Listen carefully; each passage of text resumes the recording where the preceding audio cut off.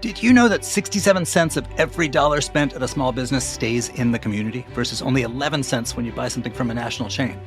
That means each time you shop local, you're investing directly into the future of your community. District Bridges is all about making that even easier. It's been supporting small businesses in Wards 1, 2, and 3 for over a decade, making sure that the institutions that help our communities thrive and are here to stay.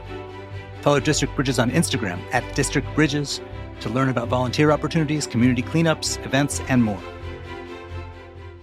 Today on CityCast DC, we're talking about the RFK deal, we're talking about Ed Martin's moves against a DC medical marijuana dispensary, and we're talking about an ultra-pricey new private club for Trump allies. Plus, our special members-only fourth topic, the investigation of the DCA crash. I'm here with WAMU's Alex Coma and my CityCast colleague, Priyanka Tilve.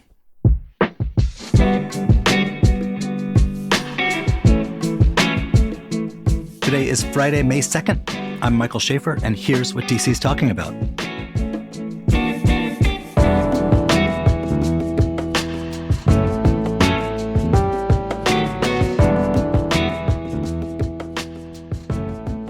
Hey, Alex. Hey. Hey, Priyanka. Hi, Mike.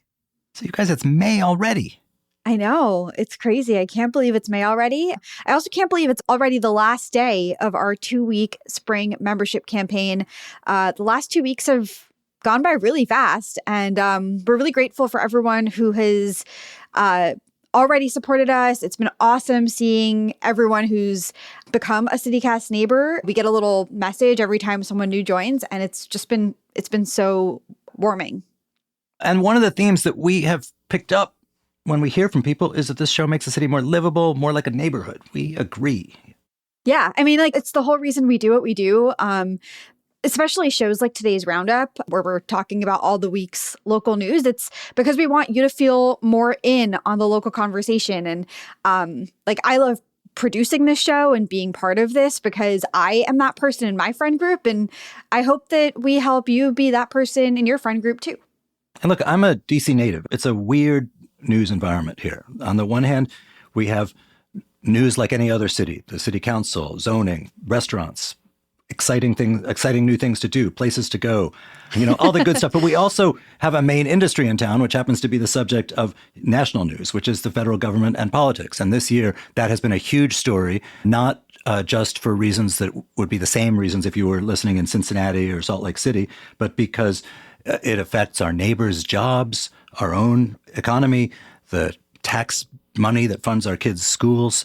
It's a big deal. And one of the cool things about CityCast is that it sort of lets us work both sides of the street, where we can talk about our city, both in terms of regular city news events, but also in terms of how this drama in the federal government is affecting the way we live. Yeah, for sure. And so if you want us to keep bringing you episodes like today's Friday News Roundup, keep covering all of the stories that Mike just laid out, and also our daily Hey DC newsletter and all the conversations we have about the city there, we need your support. So please go to membership.citycast.fm right now and become a CityCast neighbor. You don't have to take our word for it. We also hear from people who have become neighbors recently, and I wanted to read out a few of the reasons that they laid out. So Alyssa G joined the membership program, and she said that she loves the podcast and has been listening since the beginning. And she said she wants to support local journalism and listen to lots of podcasts. We also heard from Lila S. She said, "Thank you for sharing hyper-local news. I appreciate how you cover things I need to know about, and even things that I didn't know I need to know about. This is the only news source I listen to on a regular daily basis." And then we also heard from Ben D, who said that CityCast DC captures why I love this city as a place with local community, culture, traditions, and quirks, continuing to thrive adjacent to and often in spite of the federal footprint. You too can join this very last day of the campaign. It's only $10 a month. Yeah, and there are all kinds of amazing perks for all new CityCast neighbors, but you have to join today if you want to get the really awesome CityCast neighbors mug that we're giving out. It's beautiful bistro-style mug. It's your last chance. Now's the time. Go to membership.citycast.fm. Yes, membership.citycast.fm. Alex, remember that, man. I shall. All right, you guys. Let's talk about the RFK deal. Alex, you've been covering this We now know that what they have proposed there and so on, and now we're into the real deal, right? Like, is there support for this among the DC Council that's going to have to give its support? What is the argument for it from the mayor? What is the argument against it? And what are the subjects of disagreement? Yeah, well, from the mayor's perspective, this is something she's wanted for a long time, bringing the team back into DC and specifically bringing the RFK site back to life. So her argument is this is the surest and fastest way to ensure that this 180 acres sees a sort of development that this section of the city hasn't for many, many years, while RFK has sat there rusting and fallow for a long time. The argument against it, of course, is that this is a valuable piece of land, that it could easily be home to tons of new development without a stadium, and that, what the city is offering, which is about $1.1 billion in, infrastructure work for the site and building parking garages there, essentially isn't worth the return that they'll get from a sports stadium. So, as to describe where the council stands on falling between those two arguments, I'd say it's pretty mixed at this moment. If I was handicapping it, I would say that the deal is likely to pass, albeit probably with some changes. Phil Mendelson, the council chair, has been probably one of the most vocal in raising his concerns. I think he said several times that if the deal would come up for a vote today, it wouldn't pass. I'm not as sure about that as he is. I think there are several council members who are, making noises about wanting changes, but when push comes to shove, are more likely to vote yes on a deal than to vote no. The issue with any stadium debate like this is, at the end of the day, council member, XYZ, do you want to be the one who will bear the brunt of the blame for, not having the Commanders back in town, when by all accounts, they are much more popular than when they were owned by Dan Snyder and losing all the time. Now they're going to the playoffs with Jaden Daniels, and Josh Harris has them on a different trajectory. That makes it a more politically difficult vote. But I do still expect that it's going to be close, and there's going to be a lot of haggling and horse trading over the next few months. What kind of changes might they add? Yeah, so at this point, the mayor has structured the deal such that DC is paying about $350 million for 2 parking garages on the site. That's adding about 8,000 parking spaces there. Wait. A parking garage costs $350 million? Well, is it made of gold? 2 of them do. I mean, this is the kind of question that the council members are asking. They're saying, wait a minute, hold up. This site is already served by one metro, could be served by another metro station entrance for the Stadium Armory stop, or a new station entirely that's been contemplated on the northern end of the site, closer to H Street and Benning Road.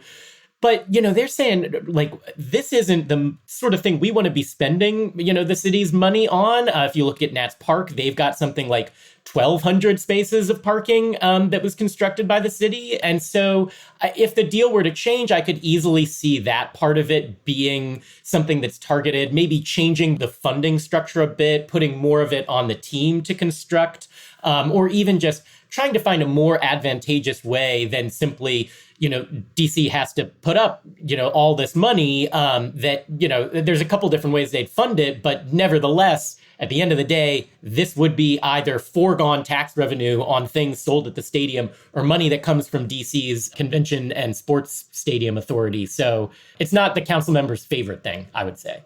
I read in your piece that in order to host the Super Bowl, there has to be a minimum of 35,000 spaces available in the area. And that is something that Josh Harris, the team owner, and Mayor Bowser have really hyped up, that this whole new venture could mean bringing the Super Bowl to DC. Yeah, they brought out NFL Commissioner Roger Goodell to make this announcement with them. I think the words he used was that it dramatically improves Washington's chances of winning a Super Bowl if indeed they build a new stadium. And look, Roger Goodell's the NFL commissioner. He's from DC. He could make any decision he wants. I think at the end of the day, I think that these NFL guidelines are just that. If the NFL wants to do something like put a Super Bowl in DC, they'll do it. But yeah, I mean, we should be realistic that the team wants more parking on this site. I've heard that they want more than the $8,000 or 8,000 spaces they're currently being promised. This is what NFL teams like. They've got 20,000 spaces up in Landover. It's a real sticking point at an urban site like this. All right, football fans like to tailgate in parking lots. But wait, here's the thing. This is the capital of the country, right? Very important things happen here. The president is here. The Congress is here. Are we such a Palookaville that like the idea of like we might get to host the Super Bowl someday, that's really going to put us on the map, that is actually a motivating concern? I mean, I sort of think of the Super Bowl as like a thing that happens in like a sunny place somewhere. I feel like DC has such a reputation for being like buttoned up political. Like the only things that happen here are Congress and the White House. Obviously, the three of us know that that is not true. But the Super Bowl has like a flair and excitement to it, a hype to it that is very different from those like more white collar bouts of excitement, you know? I don't know. I think if you gave me a roster of cities that have hosted Super Bowl and a roster of cities that have not, there's a lot more places I'd like to live in the have not category. Yeah, I mean, it's actually a pretty recent development that even cities as far north as we are, like, can even host a Super Bowl. I think this only changed about 10 years ago, or more like 20 years ago or so, where it's even possible. Because, yeah, it's February. You want to be out in the sun somewhere, right? I mean, I love DC, but DC in February is not often where I would want to travel to. But hey, the mayor sees those tourist dollars, you know, and she sees dollar signs. So she wants the Super Bowl.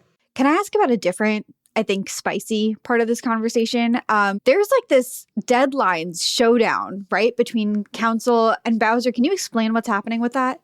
Yeah, so the RFK deal is included in the mayor's budget. And if you've been listening to CityCast or WAMU, then you know that there has been this huge delay in the budget process. DC was supposed to be already well on its way setting its budget. Congress intervened a month ago and has ensured that, well, the city needs to cut something like $400 million from its 2025 budget. All of this stuff is, of course, in its 2026 budget, but, you know, the two are tied together. And so the mayor still has not presented her budget to the council. And they are not very happy about that. They have threatened, in fact, to sue her, to compel the budget to make its way to them. And so the longer the mayor goes without presenting the budget, the longer the council goes without being able to take their final vote on it. And this is the deadline drama you're alluding to. You know, in the term sheet that the commanders signed with DC, they said, well, we'll wrap up negotiations by July 15th. Otherwise, the commanders can, you know, their exclusivity period expires. They can go out and they can talk to Maryland or Virginia again if they would like.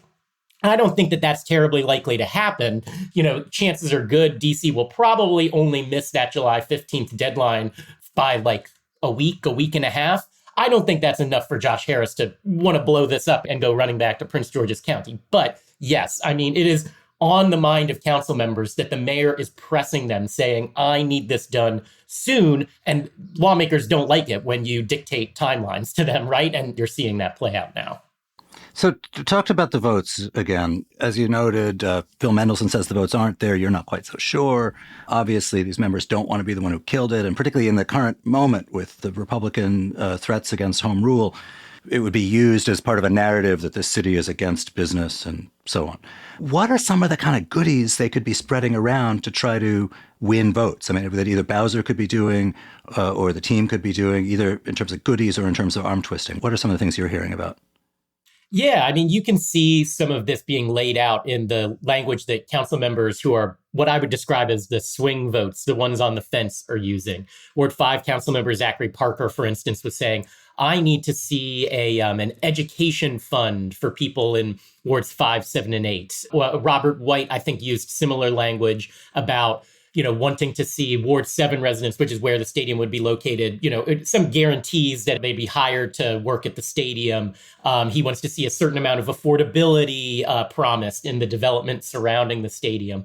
You know, these are the sort of things that are all kind of nebulous promises that go along with any stadium, you know, really maybe making changes on the margins in terms of what they can offer for the community. Like you'll remember when Ted Leonsis was coming back into DC or staying in DC instead of going to Alexandria, he promised to buy every kid in DC in elementary school a basketball, which he did end up doing. So it's like, you know, it's not nothing, but we're talking about matters of a few $100,000, maybe $1 million or two in what is a $3 billion project. All right. Well, man, you gotta keep coming back and keep us informed about this. I'll try. Yeah, and anyone who wants to know more about the actual deal, which we didn't get into because we already did a whole episode about it. So go listen to our episode from Tuesday. It's called the $3.7 billion deal to revive RFK Stadium. And it goes into the details of like how much money is going towards the stadium, what are the other like districts that the city is trying to build around the stadium that will have housing and retail and all that kind of stuff.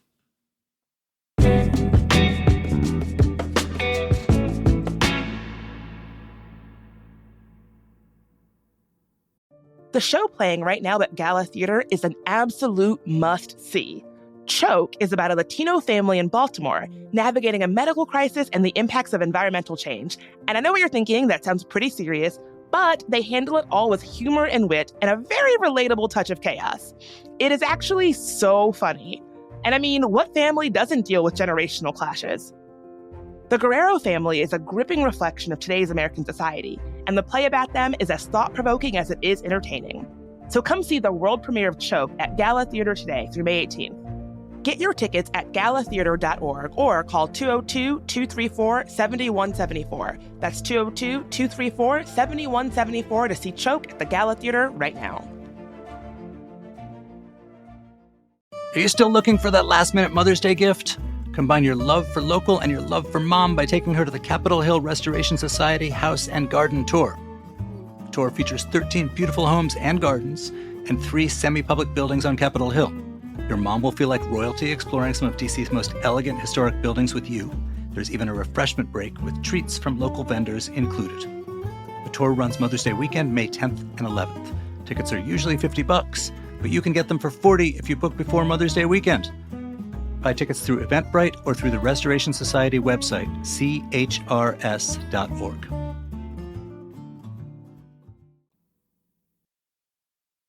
So last week on the pod, we had Mark Fisher from The Post talking about his column about Ed Martin. Unsurprisingly, the U.S. Attorney for D.C. is in the news again this week. There was a threatening, menacing-sounding letter to Wikipedia. There was a controversy over whether he knew that somebody he praised had been a praiser of Nazis. What I'm writing my Politico column about is a letter he sent to a DC weed dispensary. This letter is pretty terrifying. He involves himself in a sort of long-standing neighborhood spat about, whether this dispensary is too close to schools or not. But there's a lot of language in there of, as you know, this is an illegal activity and Justice Department is permitted to take action even if it is allowed by the local government, which, sounds to a lot of people like someone is rattling the saber against not just one store, but the whole regime of decriminalized and legal marijuana and medical marijuana. Where I talked to Martin's office, they sent me some statements, and on the one hand, he was saying all the same stuff, that this is illegal, this is an illegal activity. On the other hand, he was saying, like, anybody who's got a medical marijuana facility in D.C. better have all their paperwork in order. So it was sort of well, what does this mean? But look, there's a long-standing, for the last 10 years, provision in the federal budget, and it's bipartisan, that prohibits the Justice Department from going after state-level medical marijuana violators. They may be violating federal law, but D.C., as we all know, is not a state. And there's some uncertainty about whether this provision also would apply to local government in D.C. or not. But it's, it is another place where the kind of culture wars of the Trump administration might hit local Washington in a unique way because of the city's status. Yeah, this kind of story always really interests me because it's again, highlighting this bizarre scenario where you have a subsect of the DC population that really identifies with and agrees with something that Ed Martin or we've seen other instances where Trump has said something and it's resonated with a small subsect of the DC community. And it's just interesting to me when that happens because the city so strongly voted against him. Well, so the other thing that I think is a theme here, before home rule in D.C., when there was some local spat, you and me disagree about a zoning variance or something, it was often decided in favor of whoever happened to have some kind of connection in the federal government or on the Hill, which is a really lousy way to run a city, right? It's unjust. It's, rule by who's got the connections. And that kind of looks like what's happening here. There's a parent group in Palisades. They think that this facility called Green Theory is too close to some schools where their kids go. That's a legitimate point of view, right? And within our political system, they sought to redress this. The city's regs are that it's 300 feet, has to be 300 feet from a school. Federal criminal statute gives enhanced penalties for drug stuff when it's 1,000 feet from a school, so they think it should be 1,000 feet. City's response is hey, in any dense big city, 1,000 feet from a school, basically, it's very hard to do anything. This gets adjudicated through the process, and this parent group doesn't win, right? Which, it's a democracy. It's too bad. If you don't get what you want from the government, you wait for the next election, and hopefully you can elect a group of people who are going to do what you want. But because of DC's weird status, there is this chance for getting another, get sort of a deus ex machina through someone in the federal government or something. And that may be what happened here, either because somebody actually called and dropped a dime, or because some person in the U.S. Attorney's Office was looking at local news and saw this and thought this is a good issue for us. I don't actually begrudge the people who, had a difference of opinion with the city's zoning rules. Right? That's their right. But what is messed up, there's sort of two things. One is what is messed up is that, the democratic system, there's this sort of escape valve where someone else can get involved who does not answer to us, the taxpayers. And then the other is this sort of more broad language that could also implicate every other quasi-legal cannabis facility in the city. Yeah, I was absolutely going to bring up where you're going with this, Mike. It's this has all been argued about for hours at the DC Right. Council, whether it was this particular store. I think there was another elsewhere in the city. Parents are freaking out. They're going to the council. They decided on a solution. And now this Trump appointee, who apparently has nothing better to do all day than to write letters to people threatening things that he may or may not have the power to do. This is kind of on brand for him. I get it. The U.S. Attorney's Office for D.C. has a lot of different responsibilities, Yes. only some of which are prosecuting local crime, but that is their main responsibility. And thus far, he has done more to send threatening letters and fire the prosecutors that are responsible for handling local cases than he has to, do his job. He's been doing media appearances with an Israeli TV outlet to talk about Hamas. I don't understand how any of this has any bearing on getting confirmed for the job that he nominally wants and seems to be in some danger of not getting. I saw Republican Senator Tom Tillis from North Carolina saying yesterday he won't vote for this guy. And Well, that's not quite what he said. He said he's not yes yet. He didn't say it was no. But think about what you need to do as a Trump appointee to get someone like Tom Tillis to be, giving quotes like that to reporters. Hey, maybe we'll be stuck with him for 4 years. I don't know. But it has been a rocky first few months for Ed Martin. Yeah, clock's running out on him. He has to be confirmed by May 20th, or a judge will assign someone else. I also love that you brought up the other time that this happened, because I was thinking about it too. So last year it was a Penn Quarter charter school, and there were some parents who felt there was this new medical marijuana spot that was opening up too close to it. The board that approves alcohol and cannabis stores or dispensaries in DC approved the store, approved the dispensary in May of last year. That's why there was menacing language about, as you know, you're in violation of federal law. The language also talks about how under federal law, it's true, landlords can be penalized, civil or criminal, for what their tenants are doing, if their tenants are dealing drugs. So it's just, at the very least, this, I think puts a little bit of the squeeze on the officially legal medical marijuana industry. Because, if you're a landlord, you're thinking this might not be worth the hassle. Yeah, I'm very curious to see how this unfolds and if Ed Martin continues to be a troublemaker for DC over the next month. But you look at it, he sees himself as a voice for the voiceless and for, as you say, a certain stratum of DC citizens who don't necessarily agree with where the council's going. And the sort of philosophical question is should people, even if they don't represent a majority opinion, should they get to pull the emergency cord and get someone from the federal government to come help them? I guess we'll see.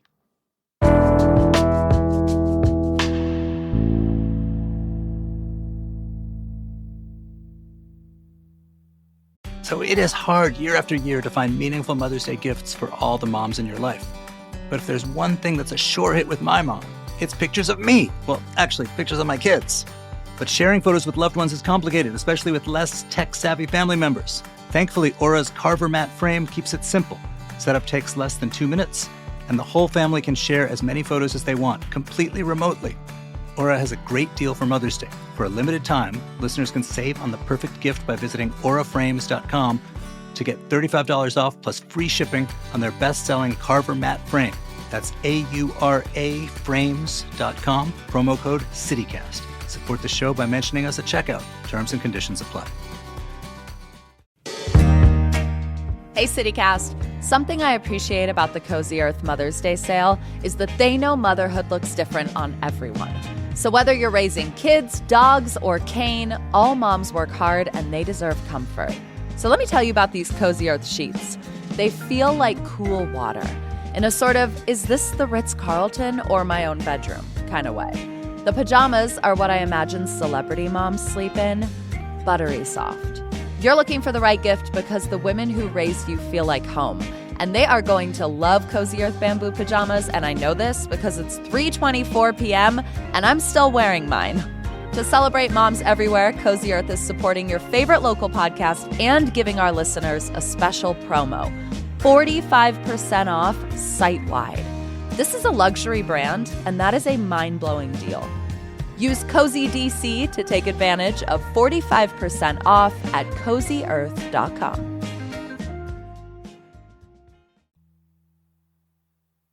All right, so before we get on to our third topic, I just want to remind you all, it's the last day of our membership campaign. I want to tell you about a perk that you may have forgotten in all this talk about the mug. Priyanka seems to love the mug. I do love the mug. But you get, when you become a CityCast neighbor, you also get invited to our regular members-only events, which are super fun. Yeah, like we just had this really amazing happy hour recently for members only. It was so much fun. We're also planning a co-working event soon. So we'll invite members to come and join us. We always co-work our team. And so we'll join members to come and hang out with us for the day. Right. And when we have had these events, people have been so cool. Like they've given us a lot of great ideas of stuff we've done on the show and have like interesting thoughts, sometimes great objections to stuff I've said, which I love to hear. Seriously, yeah. Particularly because in the sort of culture of CityCast, the objections, it's not like, I hate you, I want to kill you, which is sort of the culture of the internet right now. But it's like, hey, man, like, why weren't you harder on that person or whatever? And here's how I see the issue, which is different than what you said, which I love to hear. And it's sort of, again, it's like being in a neighborhood, right? Yeah, it ultimately makes our show stronger. It makes us better, and it helps us help you more. So come become a CityCast neighbor. Just go to membership.citycast.fm. We're always looking for deeper ways to engage with the city, and we've designed all of these perks with that goal in mind. And in the interest of connecting with all of y'all more, we're also down to share a little bit more about ourselves. Several of us on the team are ready to post some photos from our childhood. They're slightly embarrassing, slightly cute. I don't know. We'll let y'all decide. Bridget is going to share a funny story from her early 20s when she was kicked out of a local DC club. Mike, are you putting anything embarrassing on the line? I'll figure something out, but yeah, sure. Okay. I'm always up for some self-embarrassment. Yeah, so we're only doing that if we reach our goal. In order to do that, we need 25 more people to become neighbors today. So please pull out your phone, go to membership.citycast.fm, get all of the great perks, and let us delight you with some silly personal stories. So Priyanka, my Politico colleague Dasha Burns broke a story last week about the Executive Branch Club, which is a new, we're in this sort of age of DC private, expensive, members-only clubs. This one's going to be especially expensive. It's like $500,000. And it is run by or set up by a bunch of people, including Donald Trump Jr., and it's sort of a MAGA elite hangout. It'll be someplace in Georgetown. You were obsessed with this story. Yeah, I think it's really interesting, especially because, like you mentioned, the listed membership fee is $500,000, and yet there's so much interest for this club that some people are offering to pay double to get off that waiting list. So willing to pay $1 million just to be part of this fancy club blows my mind. Like Mike said, the owners of the club include Donald Trump Jr., but there's also a bunch of people who have other close relationships to the president and vice president. There's this guy named Chris Buskirk, who's close to Vice President J.D. Vance. Alex Witkoff and Zach Witkoff are the sons of real estate developer Steve Witkoff, who is a close friend of Trump and the Middle East envoy. He's the Putin envoy, too. Oh, wow. Yeah, right. This club is supposed to open up in Georgetown next month with a bar, a lounge, a restaurant. There will also be a boardroom. Obviously, like most private clubs, in order to join, you need to be approved by the owners, which means that this is going to be like exclusive in many ways, not just exclusive in terms of you have to pay this high threshold, but also exclusive from like a political viewpoint standpoint. They probably won't let people in if they are not going to be Trump loyalists and Trump allies. I don't know, man. I'd like to see the experiment there. If I show up with a check for $1 million, I expect I'd get in and no questions asked about my communist affiliations. Please write that check. If you have to mortgage your home a second time, that's fine. Can I expense it to CityCast? I'll check on that for you, Mike. And we'll have to get a lot more membership signups. Yeah, if enough people become CityCast neighbors, then we will pay for Mike Schaefer to go join this club and do some undercover reporting. But yeah, I think it's interesting. This club is getting a lot of interest from people in the donor community, as expected. Also, the international community. I think the thing that feels kind of uncomfortable and icky about it is that it's a space for rich Trump loyalists to lobby in private with no public record. But I suppose that does happen elsewhere. It just feels kind of gross to hear about. Yeah, I'm kind of two minds. On the one hand, like freedom of association. If you want to join a club that costs you $500,000 and hang out with like-minded people, I mean, you're right. You're an American. On the other hand, I expect a lot of the people joining, the quote-unquote international community, the donor community, they are not seeing this as like a fee they're paying for doing something fun. It is an investment in giving them access to people who they can influence in a way that's very lucrative to them personally. The club is immaterial. The ability for vested interests to influence that is kind of makes me want to take a shower when I hear about this. Yeah. I've been wondering, are there any clubs like this for Democrats? I was trying to look into it and I found just kind of basic clubs, but nothing that sounded this extravagant. No, I don't think there is. I mean, look, Washington has had, like all big cities, it's had like old-fashioned, like fancy people clubs that you had to join, and there was, membership, and you have to put on a jacket and tie to go to the dining room. I remember when I was first a reporter, I was like 24 years old, and this guy I was interviewing asked me to meet him at the Cosmos Club, and I didn't really know anything about anything, so I showed up there, and I was just like wearing whatever I was wearing, and they pulled me into a side room and gave me like a loaner jacket so that I would abide by the rules. But I think, there's a new look set of clubs that have a slightly cooler ambition and a less fusty reputation, like the Neds Club, most prominently among them. So I expect this is not the last we've heard of it. But the old school clubs, I don't think had, they had like reputation, sort of cultural reputations. But I don't know that any of them had explicit like partisan or political affiliations. Yeah, it's just not the same when it's Donald Trump Jr. ushering you into the wood-paneled room as when it's the hoity-toity places in Manhattan that I think all of these are like hearkening back to. But you get in, Mike. We'll wait for your invitations. Anytime. That'll be just a mere $100,000 and I'll bring you. I guess that's all we have to say about that, which means this is it, the final pitch. Yeah, you've heard us talk about this for the last 2 weeks. CityCast Neighbor Program. Please become a member. What are you waiting for? Head to membership.citycast.fm. Give the show some love. Help us stick around. Help us help you. Just like the following people did. Thanks to our newest neighbors, Evan M., Danny D., Kevin C., Laura C., Sylvan H., and Austin B. So if you haven't yet, join them. It's only $10 a month. You get a sexy CityCast Neighbors coffee mug, members-only events, and the chance to shout out a business you love. Let's make it happen, people. Membership.citycast.fm. Thank you. Alex, man, good to see you. I hope we can talk more soon about the stadium and other things. I can't wait to talk about something else for once. But yeah, I'll talk about the stadium. And Priyanka, have an awesome weekend. Thank you. You too.